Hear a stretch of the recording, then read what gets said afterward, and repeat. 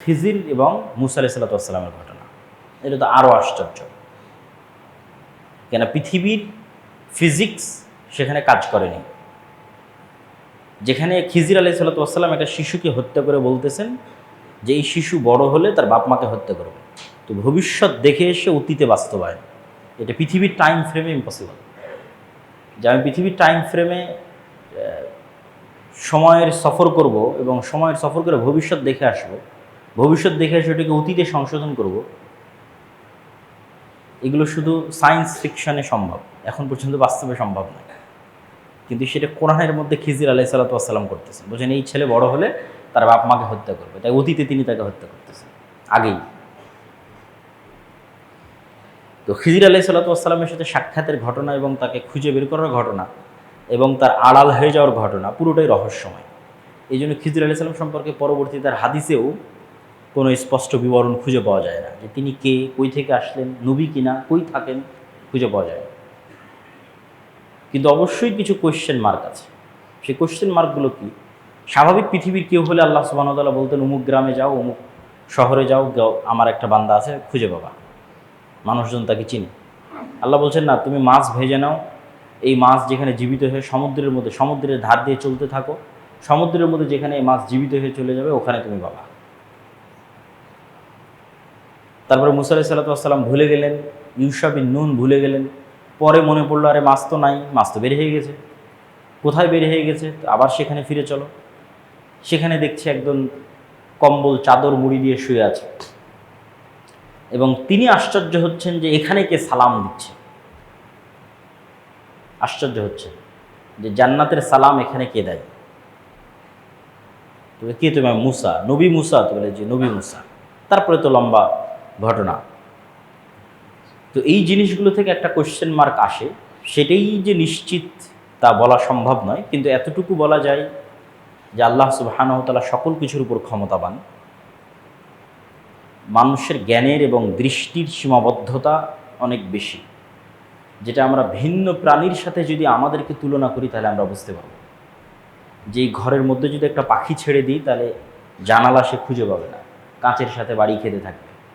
তাহলে পাখির দৃষ্টির সীমা আর আমার দৃষ্টির সীমার মধ্যে আসমান জমিন পার্থক্য, অথচ একই পৃথিবীতে বসবাস করতেছি। আবার আমি আপনাকে যেভাবে দেখতেছি, কুকুর কিন্তু আমাকে সেভাবে দেখে না, আবার সাপ কিন্তু আমাদেরকে সেভাবে দেখে না, তার চিনার, তার শ্রবণ, তার দৃষ্টি ভিন্ন। পিঁপড়ার যে গন্ধ সংগ্রহের যে ক্ষমতা সেটা ভিন্ন। তো প্রত্যেকটা সৃষ্টিজীবের সাথে আর এক সৃষ্টিজীবের আসমান জমিন পার্থক্য। ফলত এক একজন এক এক ডাইমেনশনে থাকে, তারা আর একজন সম্পর্কে পরিপূর্ণ নলেজ অর্জন করতে পারে, এটা সম্ভব নয় যদিও একই পৃথিবীতে বসবাস করে। ঠিক ওই সেম ওই ধরনের কারণেই পৃথিবী, এখানে ফেরেশতারাও আছে কিন্তু আমরা দেখতে পাচ্ছি না।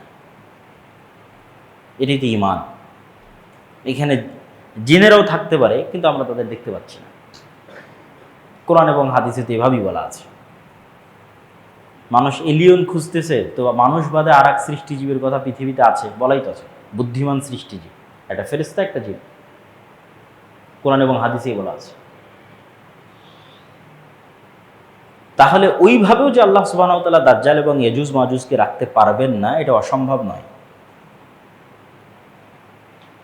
দ্বিতীয়ত, আল্লাহ সুবহানাহু ওয়া তাআলা যেমন 7 আসমান সৃষ্টি করেছেন, ঠিক তেমনি 7 জমিনও সৃষ্টি করেছেন। এবং 7 আসমান সৃষ্টিতে আল্লাহর যা সময় লেগেছে, 7 জমিন সৃষ্টিতে আল্লাহর তাই সময় লেগেছে।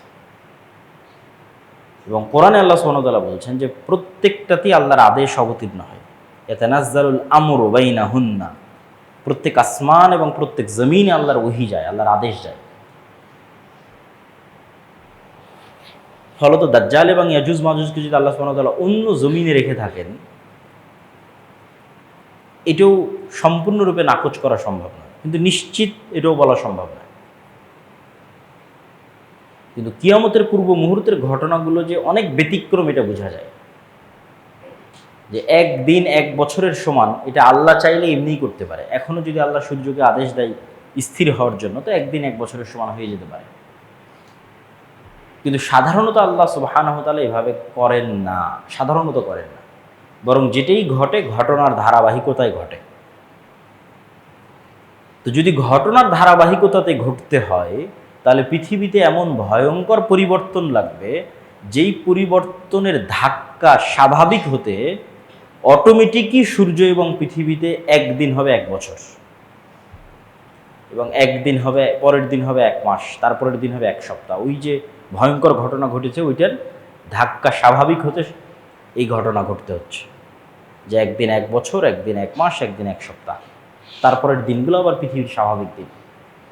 সুতরাং কিয়ামতের পূর্ব মুহূর্তের ঘটনাগুলোকে শুধু স্বাভাবিক দৃষ্টিকোণ থেকে দেখলে হবে না, এটা সম্পূর্ণ ব্যতিক্রম এবং ভিন্ন।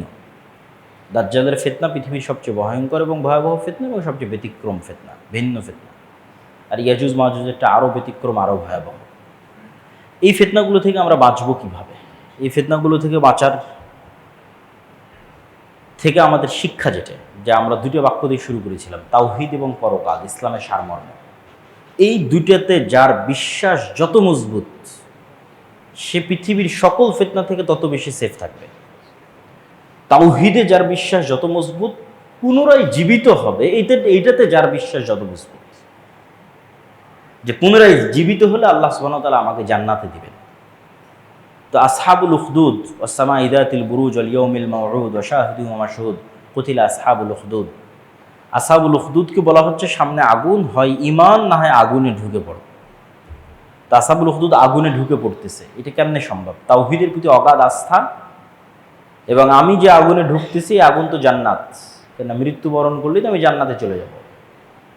তাহলে মৃত্যুর ভয় না মৃত্যু জান্নাতে যাওয়ার ওসিলা, কোনটা তার ব্রেনে কাজ করতেছে? মৃত্যু তো জান্নাতে যাওয়ার ওসিলা, মৃত্যুর ভয় নয়। মানে এখন যে মারা যাচ্ছে এটার ভয়, মারা তো যাওয়াই লাগবে।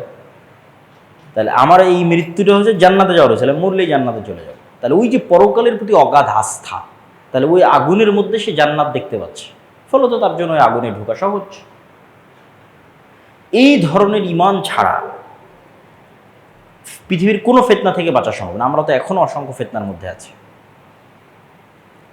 তাওহীদ, আল্লাহর অস্তিত্ব এবং আল্লাহর শক্তি এবং ক্ষমতার উপর অগাধ আস্থা, এবং আল্লাহ আমাদের পুনরায় সৃষ্টি করার ক্ষমতা রাখেন, বিচার করবেন এবং বিচারের পরে আমাদেরকে জান্নাত অথবা জাহান্নামে দিবেন, এটার উপর অগাধ বিশ্বাস। এবং এই জিনিসগুলোরই শিক্ষা সূরা কাহফের মধ্যে যে ঘটনাগুলো আছে সেগুলোর মধ্যে আছে। যেমন আসহাবে কাহফ পৃথিবী থেকে সম্পূর্ণরূপে বিচ্ছিন্ন হয়ে গেছে তাদের তাওহীদকে রক্ষা করার জন্য।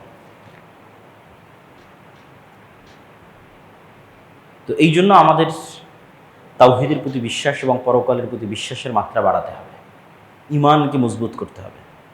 আমার ছোট্ট একটা বই আল্লাহর পথে যাত্রা, এই বইটা লেখার পিছনে উদ্দেশ্য এটাই, যে মানুষের ঈমানকে কিভাবে, যে 6টা ঈমান ইসলামের বেসিক মৌলিক ঈমান, এই 6টার প্রতি মানুষের বিশ্বাসকে কিভাবে মজবুত করা যায়, যেন মানুষ দেখতে পাচ্ছে, যেন মানুষ আল্লাহকে, ফেরেশতাকে, পরকালকে, জান্নাত এবং জাহান্নামকে দেখতে পাচ্ছে। এই ধরনের ঈমান ছাড়া আমাদের মুক্তির কোনো রাস্তা নাই। আল্লাহ সুবহানাহু ওয়া তাআলা আমাদের দাজ্জালের ফিতনা থেকে বেঁচে থাকার তৌফিক দান করুক, আল্লাহুম্মা আমিন। এখানে আর একটা ছোট্ট দিক নির্দেশনা, সেটা হচ্ছে পুরো ঘটনা থেকে শুধু এই জিনিসগুলো নিয়ে পড়ে থাকা, এগুলোই অ্যানালাইসিস করতে থাকা, কখন ইমাম মাহদী আসবে, কোথায় থেকে আসবে, এটা কিন্তু কাজ নয়। কেননা আপনার মৃত্যুই আপনার কিয়ামত। যত মানুষ পৃথিবী থেকে বিদায় নিয়েছে তাদের কিয়ামত হয়ে গেছে। কিয়ামত মানে কি? কিয়ামত মানে হচ্ছে পরকালে যেগুলো ঘটবে সেগুলো দেখতে পাওয়া। তো আপনি মৃত্যুবরণ করলেই তো ফেরেশতাকে দেখতে পাবেন, জান্নাত দেখতে পাবেন, জাহান্নাম দেখতে পাবেন, তাহলে তো আপনার কিয়ামত হয়েই গেছে। তাহলে যত মানুষ মৃত্যুবরণ করেছে তারা তো ভিন্ন জগতে চলেই গেছে। তাহলে কবে ইমাম মাহদী আসবে, কবে দাজ্জাল আসবে, ওইটা অ্যানালাইসিস করা বেশি আগে, না আপনার মৃত্যুর প্রস্তুতি নেওয়া বেশি আগে? না আপনার মৃত্যু তো আপনার কিয়ামত, এটা বেশি আগে। ঠিক আরও একটা বিষয় কি, হতাশা, যে না ইমাম মাহদী আসলেই সব হবে, ঈসা আলাইহিস সালাম আসলেই সব হবে। কিন্তু আমি কিন্তু আপনাকে দেখিয়ে দিলাম তার আগেই সব হবে। মানে আমার এবং আপনার মতো যুবকেরাই, আমার এবং আপনার মতো মুসলমানেরাই বিশ্ব বিজয় করে ফেলবে, কোনো নতুন নবী ছাড়া, কোনো নতুন কোরআন ছাড়া। এই 2টা পয়েন্ট মনে রাখবেন, কোনো নতুন নবী ছাড়াই, কোনো নতুন কোরআন ছাড়াই। যেই কোরআন 1400 বছর আগে এসেছে ওই কোরআন পড়েই, আর যে নবী 1400 বছর এসেছেন ওই নবীর আদর্শ মেনেই আমার এবং আপনার মতো মুসলমানেরা ঈসা আলাইহিস সালাম আসার আগেই পৃথিবী বিজয় করে ফেলবে। তাহলে তো আপনার অনেক কিছু করার আছে, অনেক কিছু শিকার আছে, জানার আছে। ইমাম মাহাদির ঈসা ইসলাম আসলে কোরআনও আসবে না নতুন করে উনি নবুয়তেরও দাবি করবেন না, নতুন করে কোনো হাদিসও আসবে না। যা থাকার, যা ঘটার, তা ঘটেই গেছে, তা আমার এবং আপনার কাছে আছে। সুতরাং এটা নিয়ে কাজ করা, চর্চা করা, দাওয়াত দেওয়া, দিনকে ছড়িয়ে দেওয়া এবং নিজের মৃত্যুর প্রস্তুতি নেওয়া, এবং আল্লাহ সুবহানাহু ওয়া তাআলার কাছে কিয়ামতের পূর্ব মুহূর্তের ফিতনাগুলো থেকে বাঁচতে চাও। আল্লাহ সুবহানাহু ওয়া তাআলা আমাদের হেফাজত করুক। আল্লাহুম্মা আমিন। আলহামদুলিল্লাহি ওয়াহদাহু ওয়াসসালাতু ওয়াসসালামু